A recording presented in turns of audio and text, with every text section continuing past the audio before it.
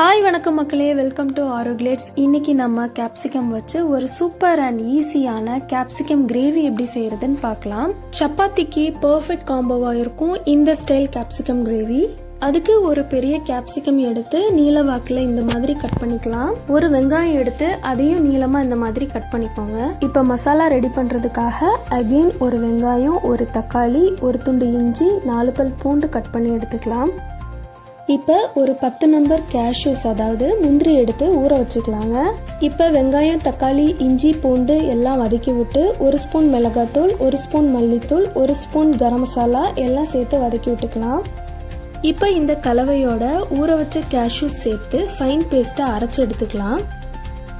இப்போ அதே கடாயில் பட்டர் ஆர் நெய் சேர்த்துக்கலாங்க. நான் நெய் சேர்த்துருக்கிறேன். ஃபைனாக சாப் பண்ண இஞ்சி, பூண்டு சேர்த்து அப்புறமா நம்ம நீளமாக கட் பண்ண வெங்காயம் சேர்த்து நல்லா வதக்கி விட்டுக்கலாங்க. வெங்காயம் பாதி வதங்கினதும் நீளமாக கட் பண்ண குடமிளகா சேர்த்து நல்லா வதக்கி விட்டுக்கலாம்.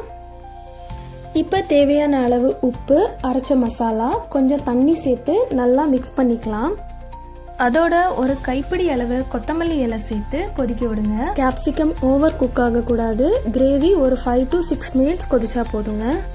அவ்வளோதாங்க, கிரேவி ரெடி ஆயிடுச்சு. இப்போ சப்பாத்தி ரெடி பண்ணுறேன். நான் இந்த கிரேவி 2 பேருக்கு ரெடி பண்ணுறேன். நீங்கள் தேவைக்கு ஏற்ற மாதிரி இன்க்ரீடியன்ஸோட குவான்டிட்டி இன்க்ரீஸ் பண்ணிக்கோங்க. குயிக்கான ஒரு ரெசிபிங்க இந்த கேப்சிகம் கிரேவி. நீங்கள் பரோட்டா, ரொட்டி அண்ட் நான் கூட ட்ரை பண்ணிங்கன்னா ரொம்ப அட்டகாசமான காம்போவாக இருக்கும். ட்ரை பண்ணி பார்த்துட்டு எப்படி இருக்குதுன்னு கமெண்ட்ல சொல்லுங்கள். See you again. Bye.